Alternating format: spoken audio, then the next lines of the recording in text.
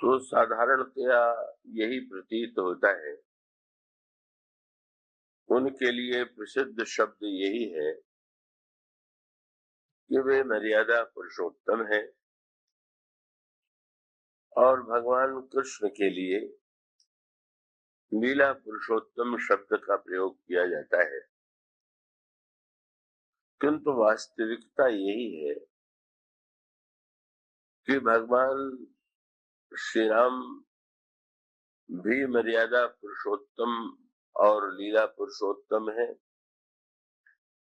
और भगवान कृष्ण भी लीला पुरुषोत्तम और मर्यादा पुरुषोत्तम है। पूर्ण भगवान के मंगलमय चरित्र में तो जीवन के समस्त पक्ष जो है वो प्रकाशित हुए, पर उसमें कुछ भिन्नताएं अवश्य है और उसका विशेष उद्देश्य है। तो भगवान कृष्ण की प्राकट्य लीला का प्रारंभ होता है मथुरा से, और उसके पश्चात उनकी लीला का विस्तार वृंदावन, गोकुल और नंदगांव में होता है, और वहां से भी वे प्रस्थान करते हैं, पुनः मथुरा आते हैं, मथुरा से द्वारका, द्वारका से ही कुरुक्षेत्र के रण क्षेत्र में, और फिर वे द्वारिका में पधारते हैं। भगवान श्री राम के चरित्र में अयोध्या में उनका प्राकट्य हुआ, मिथिला में वे पधारे,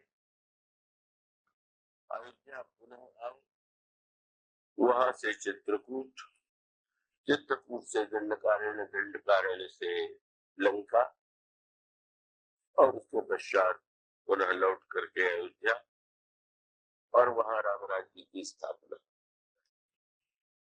इन स्थानों में जो घटनाएं घटित हुई, उसके अंतरंग अर्थ को ग्रहण करके ही हम उससे जीवन में प्रेरणा प्राप्त कर सकते हैं। भगवान कृष्ण के चरित्र में जो लीला है वह साधारणतया व्यक्तियों के मन में कई बार भ्रम और संदेह की सृष्टि कर देती है। उन लीलाओं में इतना अटपटापन है कि व्यक्ति को ऐसा लगता है कि जैसे इन लीलाओं में तो पग पग पर मर्यादाओं का अतिक्रमण है, सामाजिक मान्यताओं का अतिक्रमण है, किंतु उसमें जो निहित सूत्र है उस पर एक दृष्टि डालें। भगवान श्री राम के चरित्र में यह जो यूं कह ले कि भगवान कृष्ण के चरित्र में श्रृंगार रस का जो एक दिव्य पक्ष वृंदावन में घटित हुआ, इसका मूल बीज जो है वह श्री राम के चरित्र में ही डाला गया। का वृंदावन, गोकुल, नंदगांव में जिन गोपियों का वर्णन किया गया, उनके संदर्भ में पुराणों की यह मान्यता है कि श्री सीता जी की जो सखियां हैं या जो मिथिला वासिनी स्त्रियां हैं, वे भी गोपियों के रूप में व्रज में आई, और उसके पश्चात वन पथ में जाते हुए भगवान श्री राम का दर्शन जिन ग्रामवासिनी स्त्रियों ने किया, उनके अंतर मन में भी कुछ भावनाएं थी और उसकी पूर्ति के लिए वे भी गोपियों के रूप में व्रज में आई। और उससे भी एक अनोखी बात यह कही गई है कि जब दंडकारण्य में श्री राम आए तो उस दिव्य सौंदर्य को देख करके मुनियों के हृदय में श्री राम के आलिंगन की वृत्ति उत्पन्न हुई। इतना दिव्य आकर्षण लगा और यह मुनि भी जो है वे भी गोपियों के रूप में व्रज में आए। और इस तरह से कई व्रज गोपी समूह में श्री रामावतार से संबद्ध ये अनेकों देवियों की जो भावनामयी वृत्ति है वह साकार होती हुई दिखाई देती है। अब इसको जरा आप गहराई से, मैं आशा करता हूं कि आप पूरी एकाग्रता से इसे सुन रहे होंगे। भगवान श्री राम के चरित्र में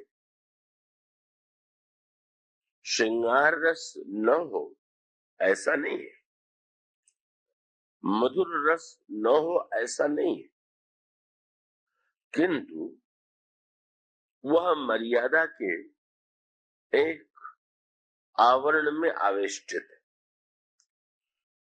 और जैसे कोई बीज जब आप डालते हैं तो वो पृथ्वी में तत्काल अंकुरित होता हुआ नहीं दिखाई देता है, पर बाद में वही बढ़ करके अंकुरित होता है, पुष्पित होता है, पल्लवित होता है। तो इसी प्रकार से गोस्वामी जी ने जब यह लिखा कि भगवान श्री राम और श्री लक्ष्मण जिस समय जनकपुर के राजमार्ग पर चल रहे होते हैं तो जनकपुर वासिनी स्त्रियां उस दिव्य सौंदर्य को देख करके तन्मय हो जाती हैं, तदाकार हो जाती हैं और अनुराग रस से ओतप्रोत हो जाती है। किंतु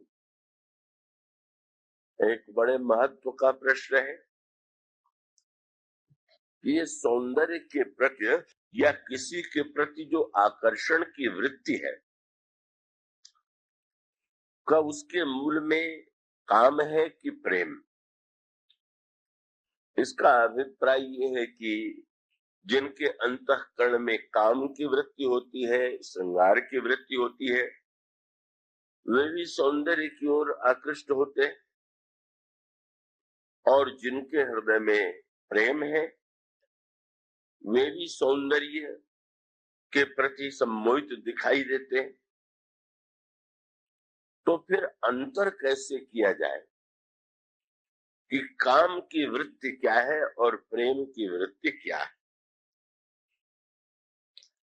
और इस संदर्भ में जो गोस्वामी जी ने एक बड़े महत्व का सूत्र दिया वह तुलनात्मक रूप से यूं है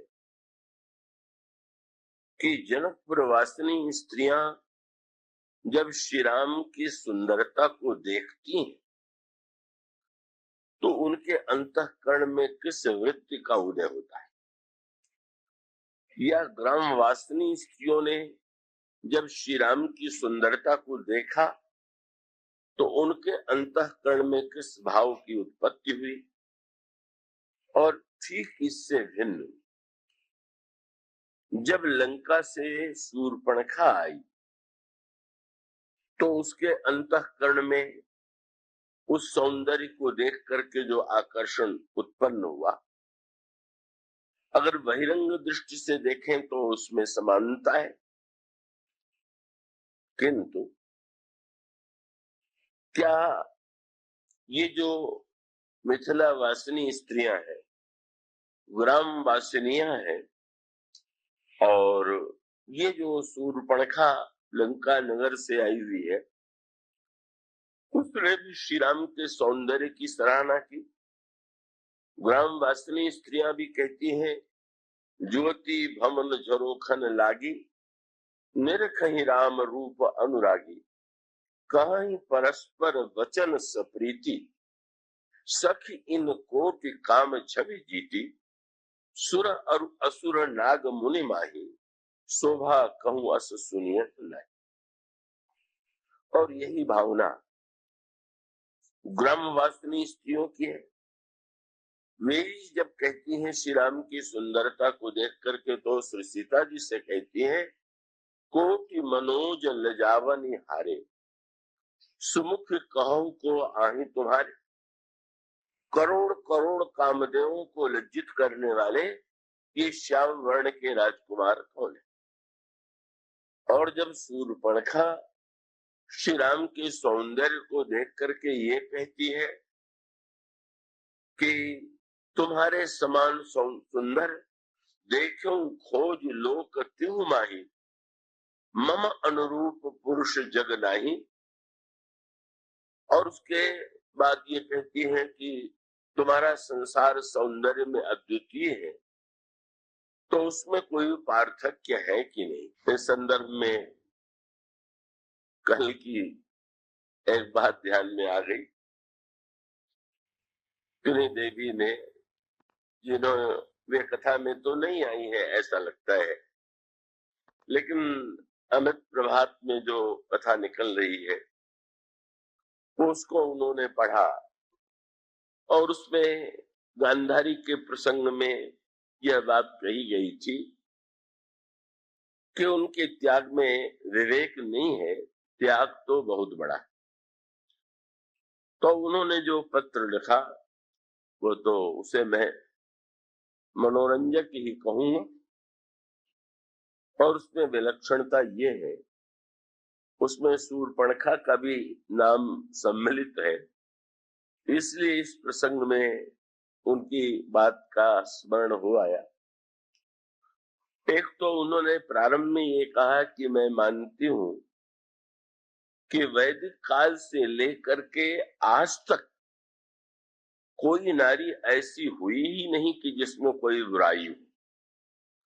बड़ा अद्भुत, एक अद्भुत ही दावा, सचमुच जब पढ़ करके बड़ा आश्चर्य होता है।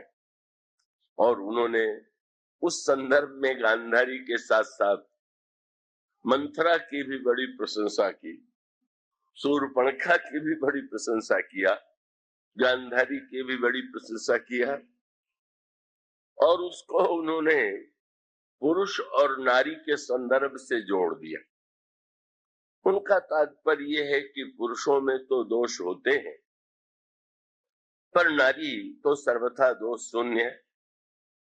उन्होंने अपने ढंग से वो बात रखी, किंतु ये पुरुष और नारी का अभिप्राय क्या है।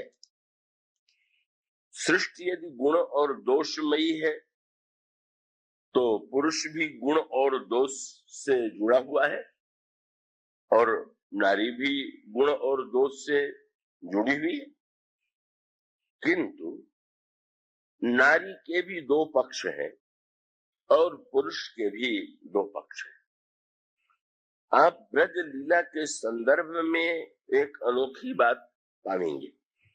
अभी जैसा मैंने संकेत किया, ये जो समस्त युवतियां हैं ये व्रज के में गोपियों के रूप में जन्म लेती हैं, और इसके पश्चात शरद पूर्णिमा की दिव्य रात्रि में यमुना के किनारे बट वृक्ष के नीचे खड़े होकर के श्याम सुंदर ने वंशी बजाई, और समस्त गोपियां वहां उस वंशी ध्वनि को सुनकर के एकत्र हुई, और बाद में उसमें दिव्य नृत्य और रास का वर्णन किया गया।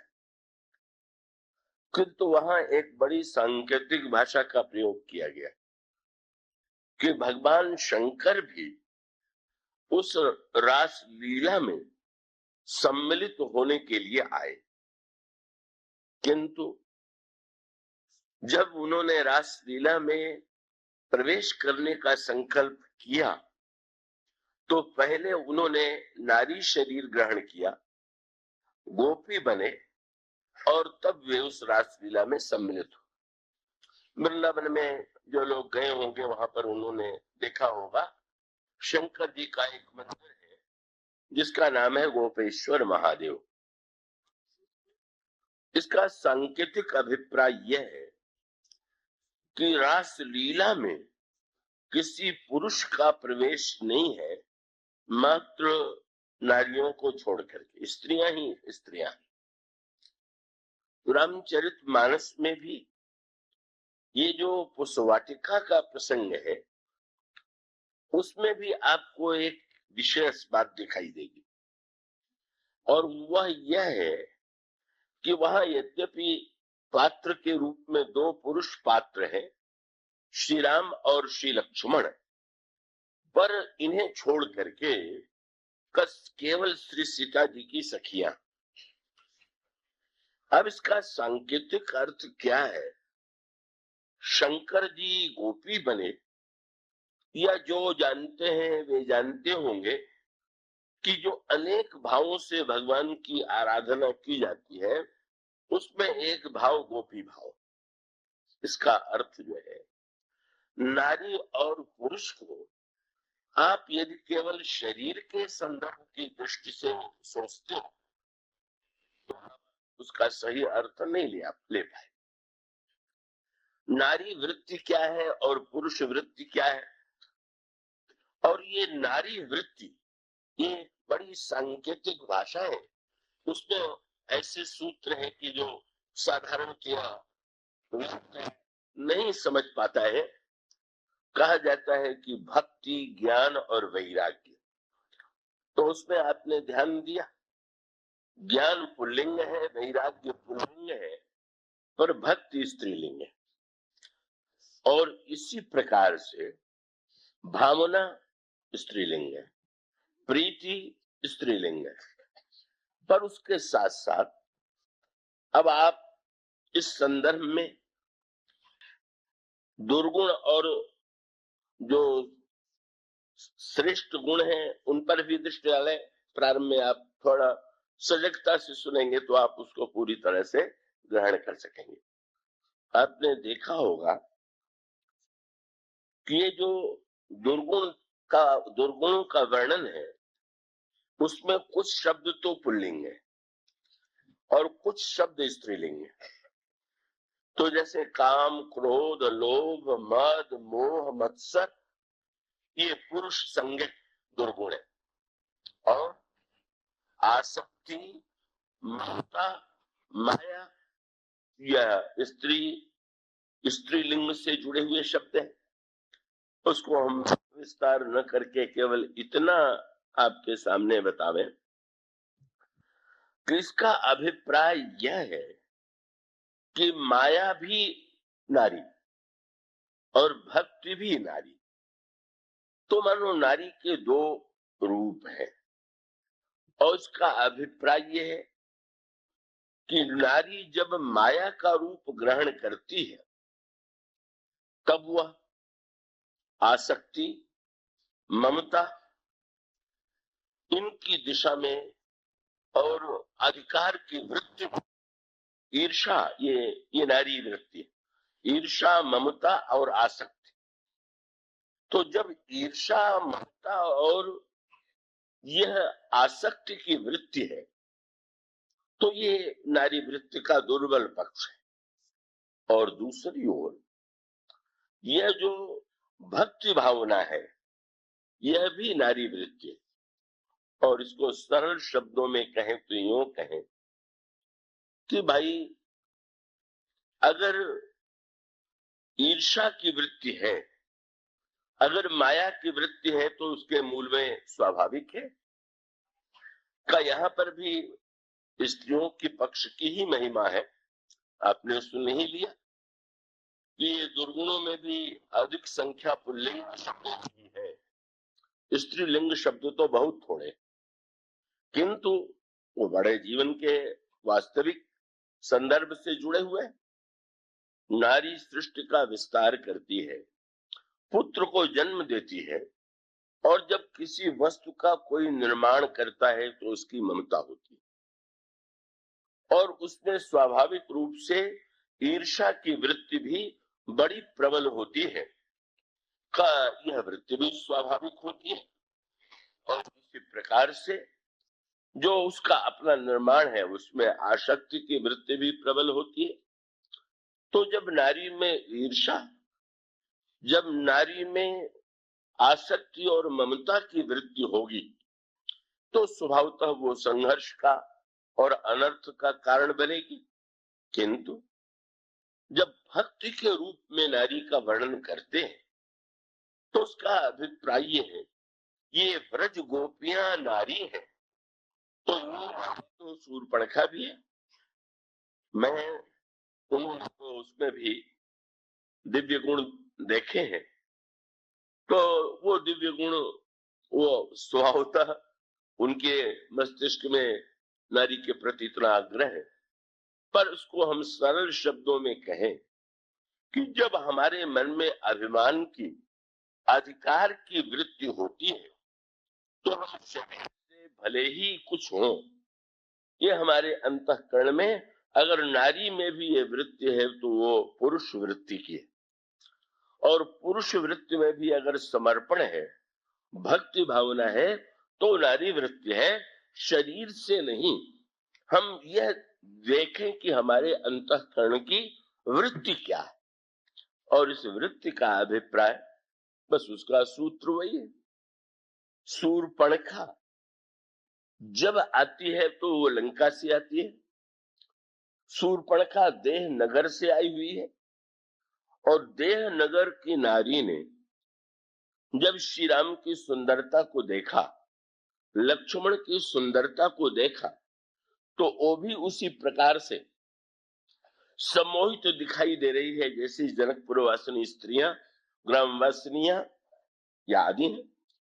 किंतु अंतर कहां पर है?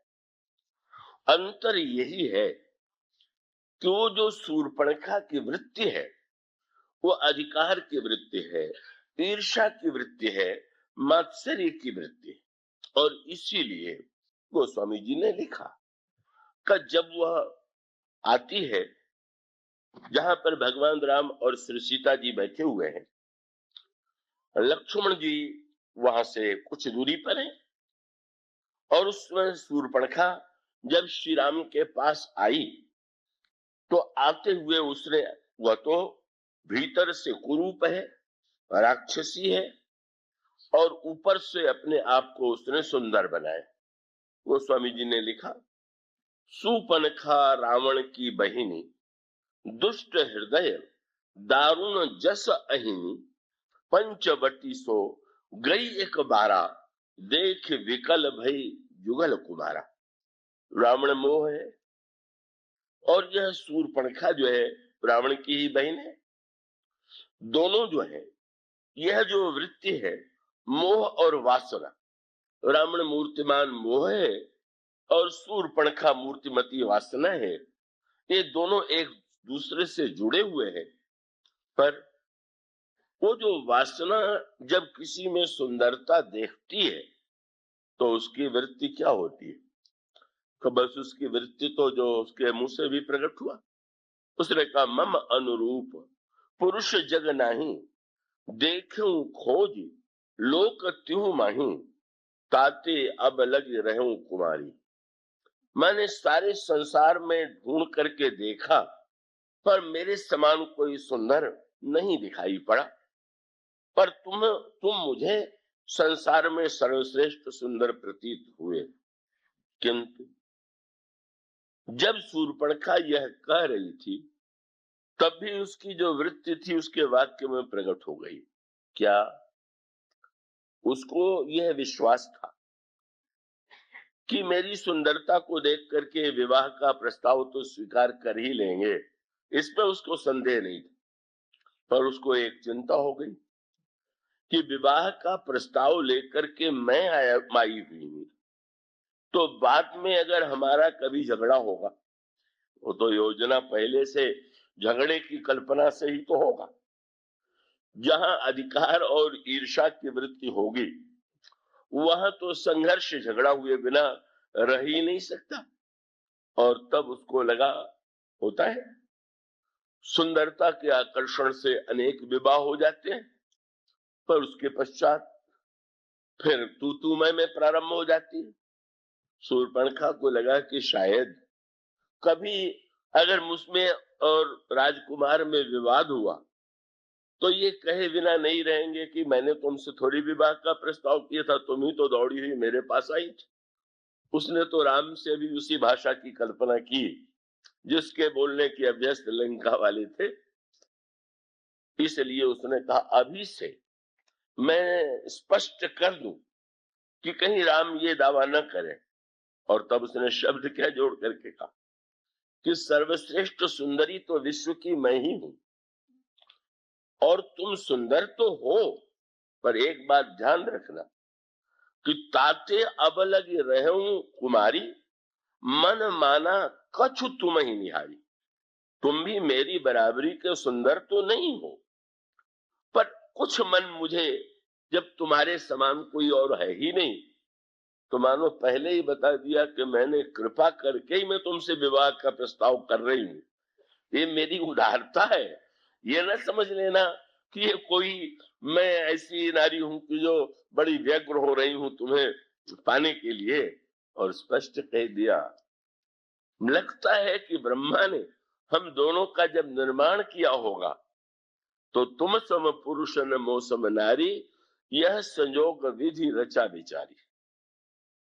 और इसी संदर्भ में विदेह नगर की नारी ने और देहनगर की नारी ने, देहनगर की नारी ने देखा तो एक वाक्य, और विदेह नगर की नारियों ने देखा। श्री राम की सुंदरता को देख करके उन्हें भी ब्रह्मा की याद आई, पर उनके मन में जो भावना आई बस प्रेम और काम का अंतर हुई। और तुरंत उनके मन में यह बात आई, जही बिरंची रची सीय समारी, तेही श्यामल बर रचे बिचारी। जिस ब्रह्मा ने इन राजकुमार का निर्माण किया है उसी ने सीता जी का निर्माण किया है। कितना अच्छा हो कि सीताराम का विवाह हो जाए। बस अंतर इतना ही तो है, ब्रह्मा की दोनों को याद आती, पर शूर्पणखा मानती है जो निर्माण हुआ है मेरे लिए। और जनक प्रवासिनी स्त्रियां, उनकी कामना यही है, इनका विवाह वैदेही से हो जाए तो कितना अच्छा हो। क्या उनके मन में सौंदर्य का आकर्षण नहीं था? पर मानो यही भक्ति की वृत्ति है। माया की वृत्ति वह है जो शूर्पणखा देह नगर में बैठ करके जब कोई व्यक्ति प्रस्ताव भी करता है विवाह का, तो वस्तुतः उसकी जो वृत्ति है वो तो उसके वाक्यों से ही झलक जाती है। शूर्पणखा ने जब यह वाक्य कहा तो भगवान राम ने क्या किया, सीता ही चितई। प्रभु ने सीता जी की ओर देखा, मानो एक क्रिया में ही प्रभु ने बिना बोले बहुत कुछ कह दिया। एक तो संकेत यह था कि तुम तो देख ही रही हो मेरा विवाह हुआ, और दूसरे संदर्भ में इसका अर्थ यह था कि जब तुम यह कह रही हो कि मेरे समान कोई सुंदरी नहीं है, तो इनको देखने के बाद कह रही हो कि बिना इनके देखे हुए ही कह रही हो।